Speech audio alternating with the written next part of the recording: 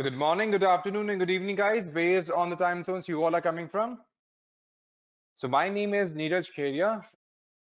All right, so now let's get started. So in this entire module for artificial intelligence and machine learning, we will be discussing on multiple topics, starting from what exactly is artificial intelligence, what exactly it is and why it is important, what are the different applications of artificial intelligence, the different domains of AI, step by step. And at the end, I'll be just showcasing you a small example of how to implement or how to build one chatbot system using the AWS service, using the Lex.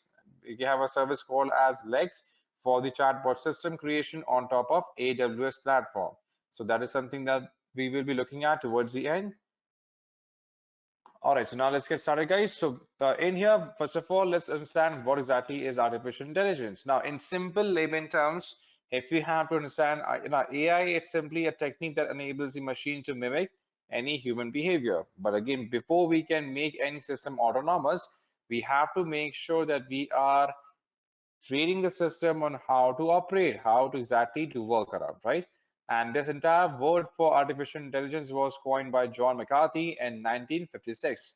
In 1956 here. And in terms of now, first of all, before we can implement the AI in any system, we have to make sure that we are training the system with enough amount of data, with enough amount of data, then only we can simply make the entire system more advanced. So if we take a look at this was one of the initial computers, right? But more and more impactful training that now the system has been replaced with our modern based devices and systems step by step, right? And if we take a look at the components of AI and ML versus AI versus ML versus DL, so these are not separate entities. The artificial intelligence, machine learning, and deep learning, these all modules, they work together in making sure the entire system is autonomous. The entire system is autonomous. And as you can see, machine learning and deep learning, they are subsets of artificial intelligence. So machine learning is exactly itself on its own is a subset of AI. Is a subset of AI through which we train the system. Okay, how something has to be treated. How something has to be treated, that exactly is something that gets trained by the help of AI system. So now to understand this entire concept for AI/ML in simple layman terms, let's consider this use case. For example, when we are training any kid, we are training the kid on mathematics, on simple addition. We train the kid, okay, what is 2 plus 2? It is 4. What is 5 plus 6? It is 11. What is 11 plus 17? It is 28. What is 28 plus 13? It is 53. This is 43, so, but again 42. But again, as soon as but again, if the kid goes to the exam, if the kid goes to the exam, and now if the kid receives gets a question, okay, what is 101 plus 17? Now we train the kid on two-digit additions, right? But we haven't trained the kid on three-digit addition. But based on the logic, on how we have trained the kid now can apply its own logic to solve this complicated problem, and that exactly is what AI and ML system is. So when we train the kid with our own data problems, for example, we had discussed if we are training the kid on 10 different problem statements, right? So how we are training the kid, that is a part of machine learning, right? So if we are training the kid, okay, on how things work, on what is 2 plus 2, what is 5 plus 5, what is 7 plus 9, what is 11 plus 21. So if we are training the kid, first of all, so that now once the kid understands how the entire addition works in single digit, in double digit, now if the kid receives the more complicated problem consisting of three digits, now based on this understanding, based on how well we have trained them as a part of machine learning, now the kid can try to solve this entire more complicated issue, right? Suppose now if the kid receives some other problem statements, now the kid can try solving it. And that exactly is what AI and ML is in simple layman terms. So first of all, we have to train the system. We have to train the system using tons of data, using petabytes of data of how things work. For example, you may have seen in Google Photos. Now, when we take out any photo, if we have been using Google Photos, now whenever we are taking any photos from our phone's camera, now whenever we take a photo, then if we open that photo, if we open up Google Photos and we simply ask, okay, hey Google, show me photos of beaches, show me photos of of flowers, show me photos of Manhattan, show me photos of any particular building, right? Of any particular person. Now we don't, while taking the photos, we don't tell Google, okay, that this is photo for a beach, or this is a photo for a flower, or this is my cat's photo, this is my dog's photo. Google automatically sorts them out, right? Why? Because Google's algorithm has already been trained by hundreds and thousands of images, and it automatically knows based on, now once the image is uploaded to Google Photos, it simply scans the entire image. It scans the entire image and it understands what kind of objects are in this image, right? And based on its entire algorithm, now it can segregate, okay, what kind of image it is, if they are people, if they are animals, if they are objects, and what kind of objects, which people are there. They can easily segregate on its own as a small or as a small application for AI and ML into their systems. So in simple layman terms, first of all, we have to train the system with petabytes of data, and then we can make the entire system autonomous. And the entire efficiency of the system depends upon how much of data we have trained them on. For example, if we are sitting for a maths exam, and if we only solve 10 questions and go and just sit for the exams, now the possibility of us acing the exam will be really less, correct? The possibility of us acing that exam will be really less because we have practiced only on 10 questions. But if we had practice on 1,000 questions and then we sit on the exam, we will be more confident and our success rate is going to be much more higher than solving those 10 questions. Why? Because we have practiced on a good amount of data. And that exactly defines how much accurate the data is, and how accurate and how precisely our algorithm works in terms of our intelligence work. That's how the entire applications are judged on the basis of their efficiency, right? And that's why deep learning is again a subset of machine learning itself, right? So basically, let's say when we are reaching a decision point, when we have to choose between these two pointers, then for solving that kind of complicated issues, that's where we talk about machine learning, or that's why we talk about deep learning, going down forward step by step. Next is we have importance of AI. When we know that AI is important in almost every aspect, every life, in every problem statement that we can think of, and that's why it is most widely used in almost every vertical that we can think of, be it in banking, insurance, healthcare, pharmaceutical, aviation, power sector, every sector that we can think of, they are all implementing the components of AI and ML, right? And that's why again, even in terms of now it involves different components even in education, ranging from math, sociology, philosophy. So they're almost every vertical that we can think of, they are using the automation purposes, right?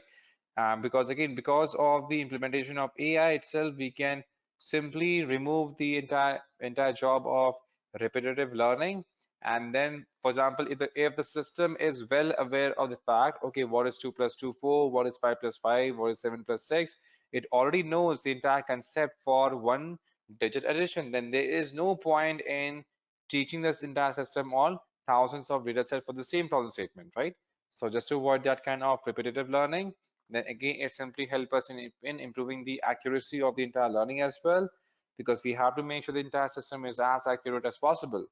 And we can make the entire system adaptive, because based on the coming of the incoming data set, it can adjust itself. It can simply make changes to its entire algorithm to behave accordingly, right? And that's why we can analyze more and deeper data using the neural networks that we will be discussing step by step as a part of entire certification training here. Next is we have types of AI. So if we talk about the entire types of AI, then here we have multiple types. First of all, we have for one task, then we have, or we can refer as narrow AI, and then we have broad AI. So narrow AI is when we are focusing on a single task. For example, we have voice-based system. They only have a single task of responding back to the customers based on the input, based on the voice input. There is nothing else, right?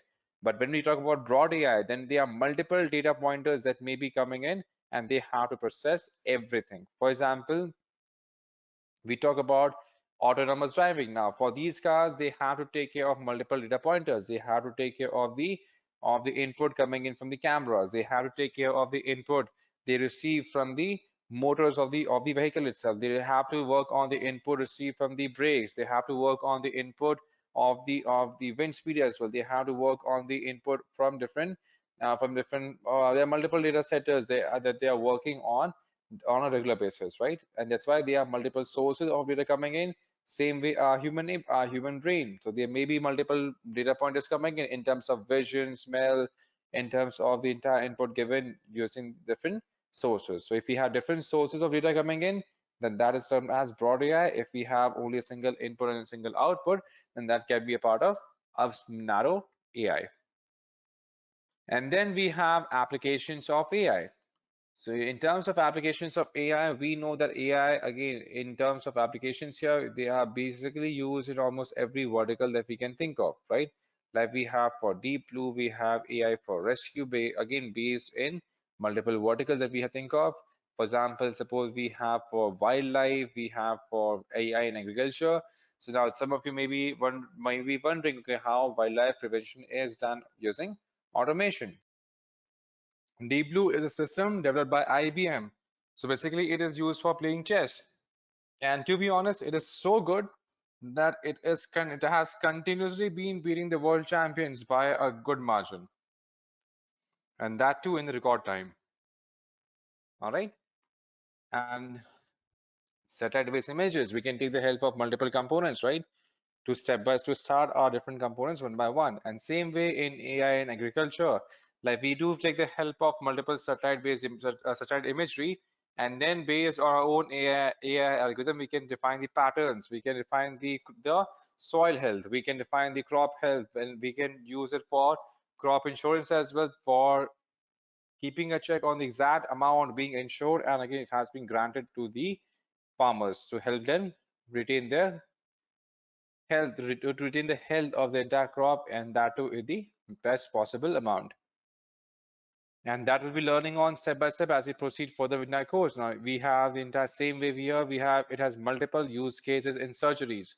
Here we'll be having multiple use cases for surgery, for wildlife preservation, and so on. That will be learning on how they are being implemented, what are the available solutions, and how to implement those step by step.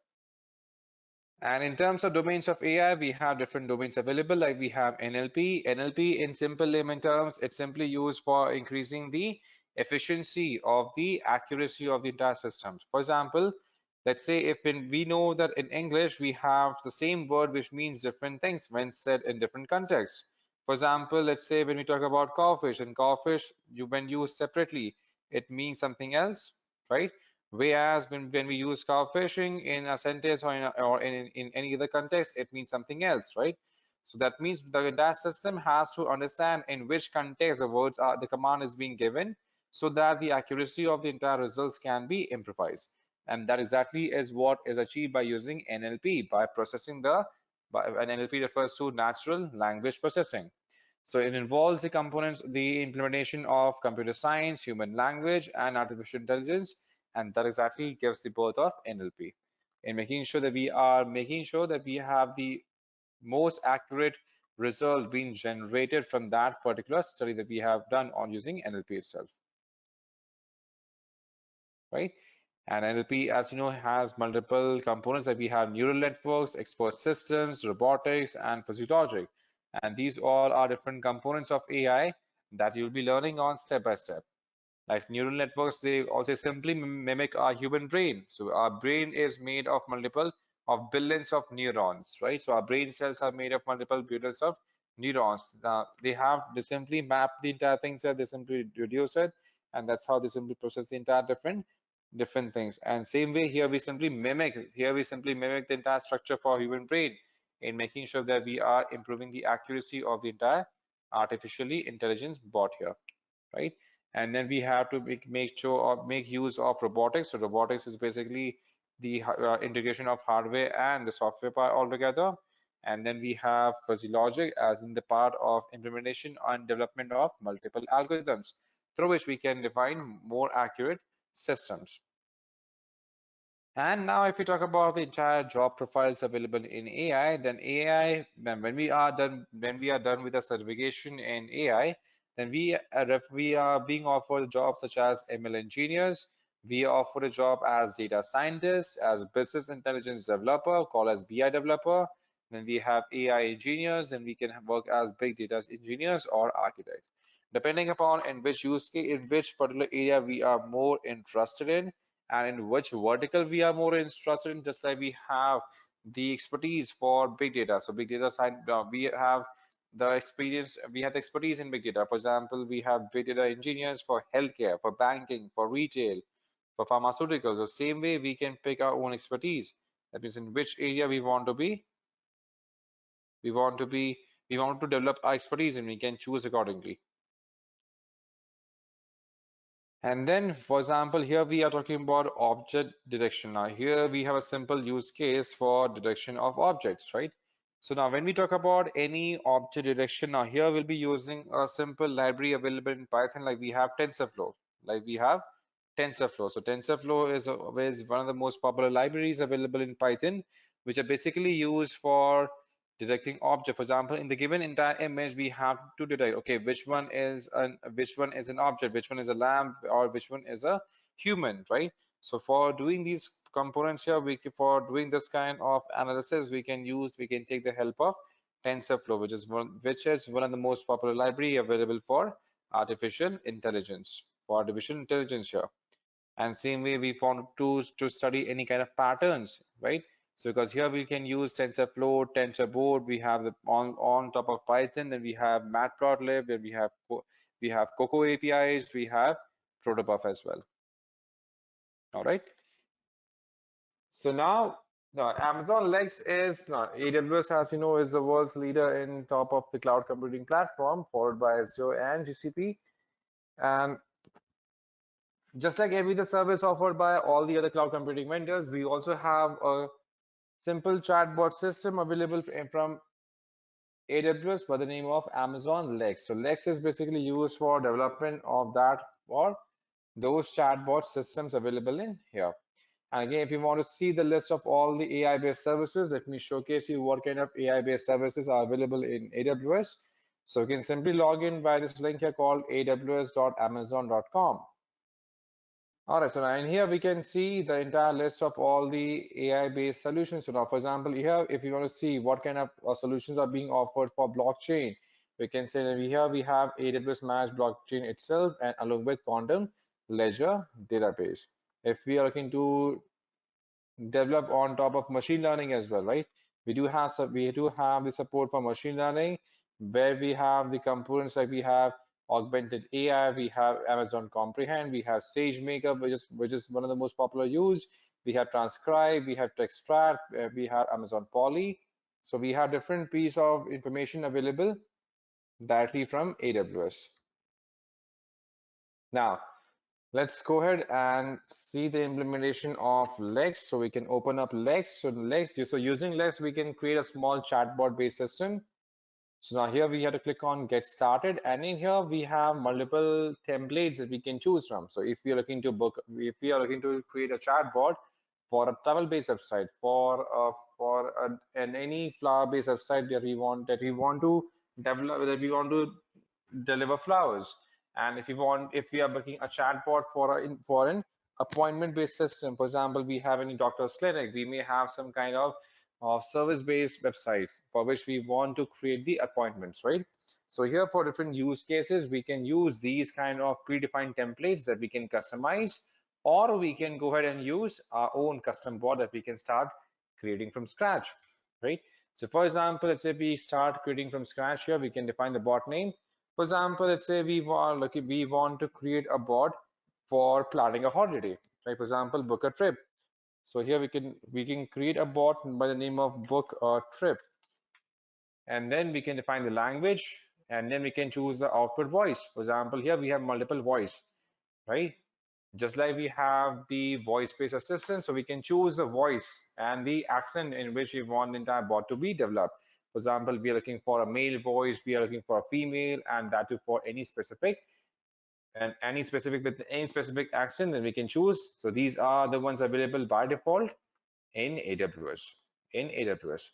And then here we can type to see a sample of the voice in our own statement. Then we can simply type in. We can type in as hi, welcome to Amazon legs. So if we can simply click on play. So here we can see the entire sentence repeated in the same voice. I'm sure you may not be able to hear that, but so here we can see the entire preview of this entire output, right?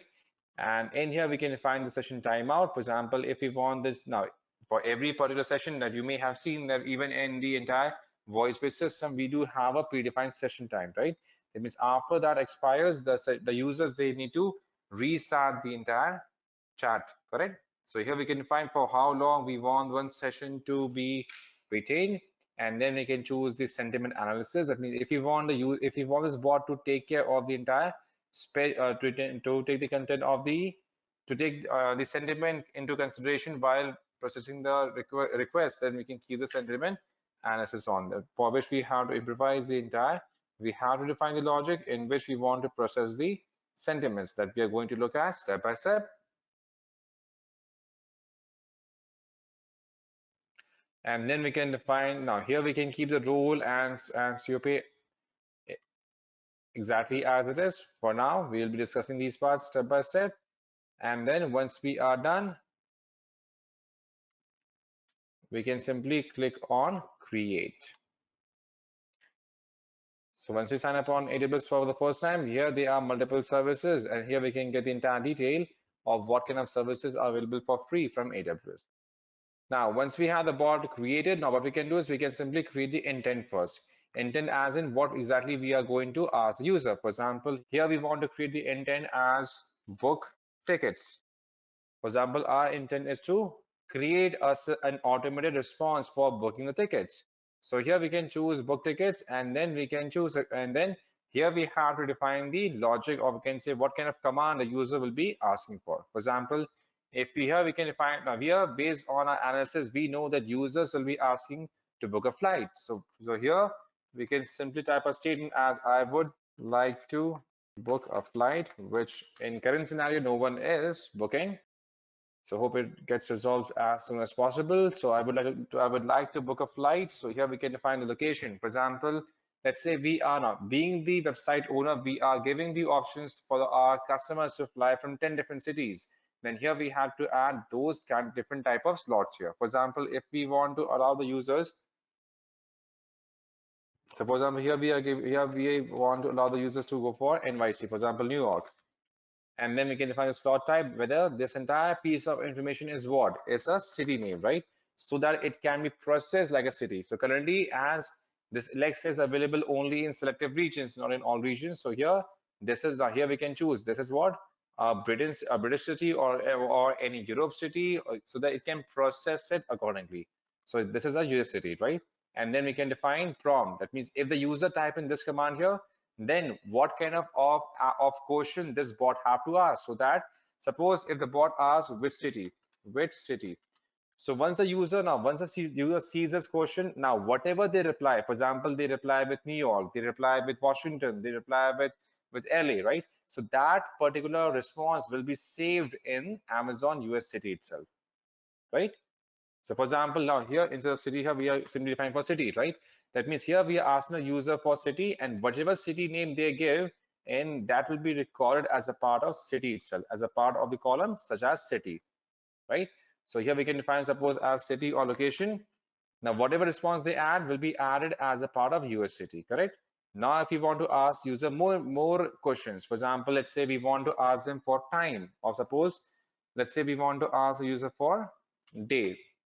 Now here we can here we can choose. Let's suppose here we are asking the users for date or day of the week. Here we are asking the user for date. For example, let's say we ask the user for not for day but for date. Now here we can ask the user, okay, which date, and then suppose once they enter date here, now we can ask them for time. We can ask them for time as well. We can ask them for time. Okay, we can ask them for how many passengers they want. We want this to be shared here. So here we can define for time as well, or we can define number of passengers. For example, here we can add as passengers. Suppose here we can ask, okay, how many passengers they are looking for. Suppose here we can define the people count.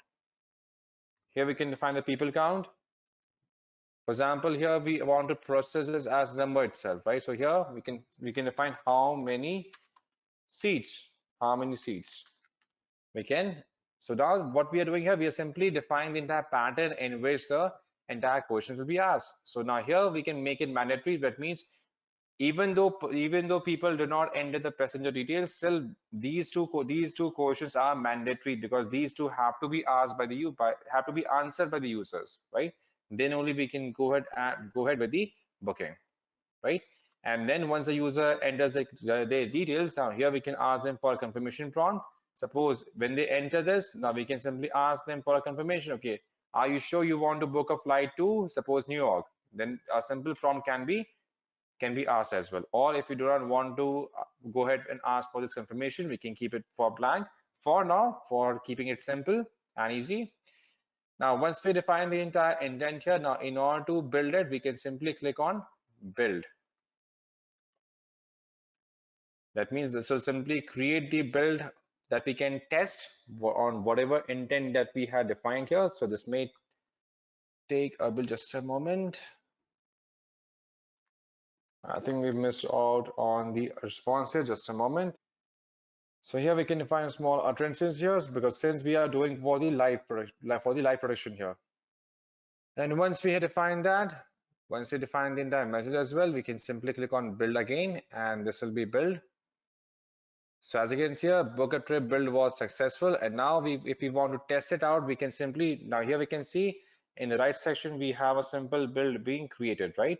So now we can start testing it. For example, let's say, even though if we do not type the entire sentence, okay, I would like to book a flight. For example, if we type in as book a flight, it will automatically ask us which city. For example, let's say we type in as NYC, which date. Let's suppose we want to book it for 1st June. As you can see currently, if in case they have some errors here, then that will be simply showcasing an error as well. As you can see currently, we have defined this for error, correct? And for passengers, we have kept the passengers as null, right? That means again, if we want, we can simply define, okay, where if we want to make things mandatory or not, we can simply define that. Or suppose it not currently, if we want to clear this out, even if we want to speak it up, for example, book a flight. As you can see here, currently we have given the command using the audio part here, correct? Let me showcase you that again. I would like to book a flight. As you can see here, it automatically detected our voice with city, New York. As you can see here, currently it is simply interpreting our entire voice-based system as well on the basis of the intent that we had defined here. So that's how we can create the entire chatbot system, guys, and we will be resuming from the same point onwards. And how to deploy this, again, we can simply click on deploy, publish, and here we can find the areas here, and now we can get it published, which is again a part of the paid service. So let's say we wrap it up for today. Thank you so much for joining, guys, and have a great day ahead. Take care. Bye-bye.